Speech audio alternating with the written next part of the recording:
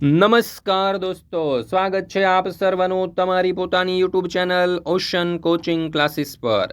મિત્રો, દ્વિતીય સત્રાંત પરીક્ષા 2025 આવી રહી છે। આ દ્વિતીય સત્રાંત પરીક્ષા 2025ની અંદર ધોરણ 4નું ગુજરાતી વિષયનું જે પ્રશ્નપત્ર છે એ તમારું 7/4/2025 ને સોમવારના રોજ લેવાવાનું છે। તો એનું જે મોસ્ટ આઈએમપી પ્રશ્નપત્ર છે તેનું સંપૂર્ણ સોલ્યુશન આપણે આ વિડીયોમાં જોવાના છીએ, જે કુલ 40 ગુણનું પ્રશ્નપત્ર હોય છે અને સમય છે સવારે 8 થી 10નો। મિત્રો, આપણી આ ચેનલ ઉપર ધોરણ 4ની દ્વિતીય સત્રાંત પરીક્ષા 2025ના દરેક વિષયના મોસ્ટ આઈએમપી પ્રશ્નપત્રના સંપૂર્ણ સોલ્યુશનના વિડીયો અને પીડીએફ મુકાઈ ચૂક્યા છે। તો જરૂરથી આ વિડીયો અને પીડીએફનો અભ્યાસ કરી લેજો, તમારી પરીક્ષા માટે તમને ખૂબ જ ઉપયોગી સાબિત થશે। ચાલો દોસ્તો, તો શરૂ કરીએ ધોરણ 4 વિષય ગુજરાતી દ્વિતીય સત્રાંત પરીક્ષાનું આ મોસ્ટ આઈએમપી પ્રશ્નપત્ર। એમાં પ્રશ્ન નંબર 1, આપેલા વાક્યોમાં શબ્દ વચ્ચે યોગ્ય જગ્યા છોડી અર્થપૂર્ણ વાક્ય બનાવો, જેના કુલ 5 માર્ક છે। તો જો અહીંયા તારા જમીન પર આવી ગયા છે, તો અહીંયા આવશે તારા જમીન પર આવી ગયા છે। મારા ઘરે સફેદ ગાય છે, તો અહીંયા આવશે મારા ઘરે સફેદ ગાય છે। ત્યાર પછી છે ત્રીજું વાક્ય, તો એ આ પ્રમાણે આવશે, મને જાદુ આવડે છે। ચોથું વાક્ય આવશે, ધાબા ઉપર પતંગ ચગાવવાની મજા પડે। પાંચમું વાક્ય આવશે, કૃષ્ણએ નદીના પાણીમાં ભૂસકો માર્યો।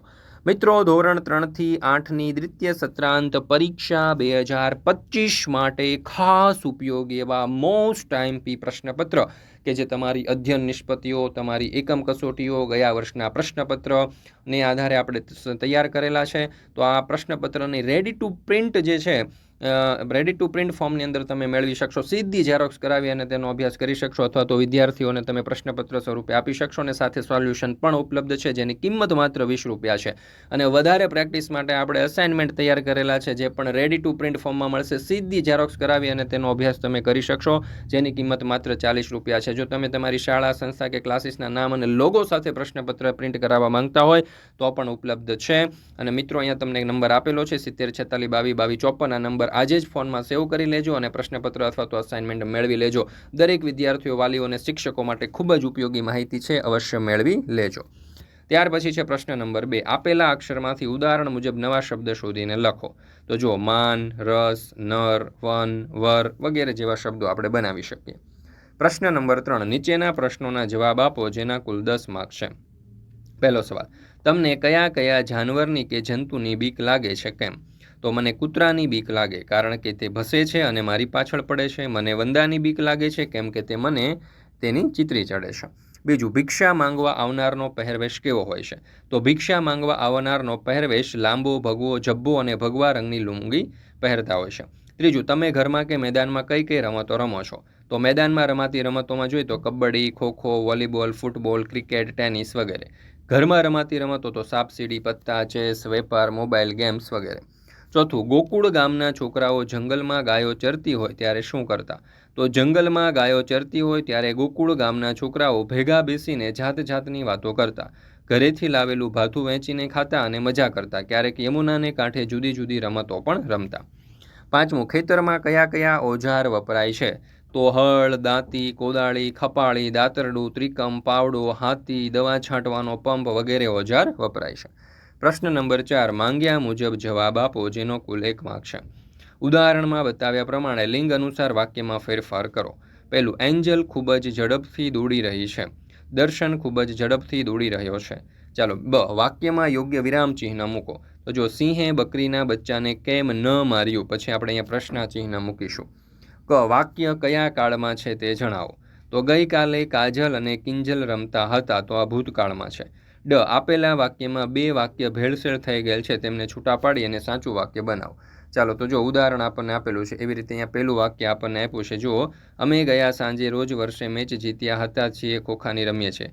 તો અમે રોજ સાંજે રમીએ છીએ અને ગયા વર્ષે અમે ખોખાની મેચ જીત્યા હતા। આપેલ ખાલી જગ્યામાં યોગ્ય સંયોજકો મૂકો, જેનો કુલ 1 માર્ક છે। તો હું થેપલા લાવ્યો છું અને તું સુખડી લાવ્યો છો, ખાવાની મજા પડશે, તો અહીંયા સંયોજક તરીકે અને મૂકીશું। પ્રશ્ન નંબર 5, આપેલા ચિત્રનું વર્ણન 5 વાક્યમાં કરો। આપેલ ચિત્રમાં સુંદર તળાવ છે, તળાવમાં 5 બકરી તરી રહ્યા છે, તળાવમાં સુંદર મજાના કમળ ખીલેલા છે, તળાવના કાંઠે વૃક્ષો ઊભા છે, વૃક્ષોની બાજુમાં નાના ઘર આવેલા છે। પ્રશ્ન નંબર 6, તમે કરેલા પ્રવાસનું વર્ણન કરો જેના કુલ 5 માર્ક છે. તો જુઓ, ગઈ દિવાળીની રજાઓમાં હું અને મારું કુટુંબ માઉન્ટ આબુના પ્રવાસે ગયા હતા. શાંત વાતાવરણ, ઠંડક અને કુદરતી સૌંદર્યથી ભરપૂર આ સ્થળે અમારો અનુભવ અનન્ય અને સ્મરણીય રહ્યો. અમે વહેલી સવારે ગાડીમાં નીકળી ગયા. રસ્તામાં સુંદર પહાડો અને ઘાટીના ઝાકમઝાળ જોવા મળ્યા. ઠંડા પવન સાથે સફર વધુ રોમાંચક બની. આબુ પહોંચ્યા પછી અમે નક્કી લેકની મુલાકાત લીધી. અહીં બોટિંગ કરી અને તટ ઉપર આરામ કર્યો. પછી અમે પ્રસિદ્ધ જૈન મંદિર દિલવાડા મંદિર જોયું. અહીંના શિલ્પકલા અને સુંદર કોતરણી આપને યાદ રહી જાય તેવી હતી. સાંજે અમે સનસેટ પોઈન્ટ ગયા, જ્યાંથી સૂર્યાસ્તનું દ્રશ્ય અદ્ભુત લાગ્યું. અહીંથી અમે રજાઈ, હસ્તકલા અને યાદગાર ભેટો ખરીદી. આ પ્રવાસ મારી યાદોમાં હંમેશા જીવંત રહેશે. તેના અથવામાં જોઈએ તો તમારી શાળામાં ઉજવાયેલા 26મી જાન્યુઆરીનું વર્ણન કરો. તો આ વર્ષે 26મી જાન્યુઆરી પ્રજાસત્તાક દિન અમારી શાળામાં ખૂબ જ ઉત્સાહ અને ધામધૂમથી ઉજવવામાં આવ્યો. સવારે 8 વાગ્યે શાળાના મેદાનમાં ધ્વજારોહણ કરવામાં આવ્યું. શાળાના આચાર્યશ્રીએ ધ્વજ ફરકાવ્યો અને રાષ્ટ્રગીત ગાવામાં આવ્યું. ત્યારબાદ શાળાના વિદ્યાર્થીઓ દ્વારા ભારતના સ્વાતંત્ર્ય સેનાનીઓ અને ભારતીય સંસ્કૃતિ પર આધારિત સાંસ્કૃતિક કાર્યક્રમો રજૂ કરવામાં આવ્યા. નાટકો, નૃત્ય, ગીત અને કવિતા દ્વારા દેશભક્તિની ભાવના પ્રગટ કરવામાં આવી. આ ઉજવણી દ્વારા વિદ્યાર્થીઓમાં દેશભક્તિની ભાવના જગાવવાનો અને ભારતીય સંસ્કૃતિ પ્રત્યે આદર ઉત્પન્ન કરવાનો પ્રયાસ કરવામાં આવ્યો. ત્યાર પછી છે પ્રશ્ન નંબર 7, આપેલા વાક્યમાંથી યોગ્ય ભાવવાચક શબ્દ શોધીને લખો જેના કુલ 5 માર્ક છે. પહેલું, આચાર્ય સાહેબ અર્પિત પર ગુસ્સે થઈ ગયા. તો અહીંયા છે ગુસ્સો. આજે શાળામાં અમે બધા બહુ હસ્યા. તો અહીંયા હસ્યા. બાળકોને ગીતો ગાવાની મજા આવી. તો મજા. ગોવાળોને ડર હતો કે નાગ કૃષ્ણને મારી નાખશે. તો અહીંયા ડર. સિંહ વનમાં હતાશ થઈ બેઠો હતો. તો અહીંયા જવાબ આવશે હતાશ.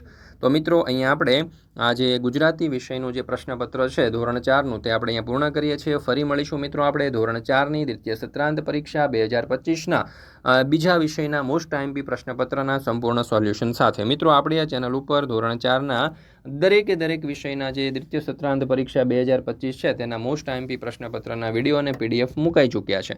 આ વિડીયો અને પીડીએફનો અભ્યાસ કરવા માટેની લિંક તમને નીચે ડિસ્ક્રિપ્શન બોક્સની અંદર મળી જશે. જરૂરથી તેનો અભ્યાસ કરી લેજો.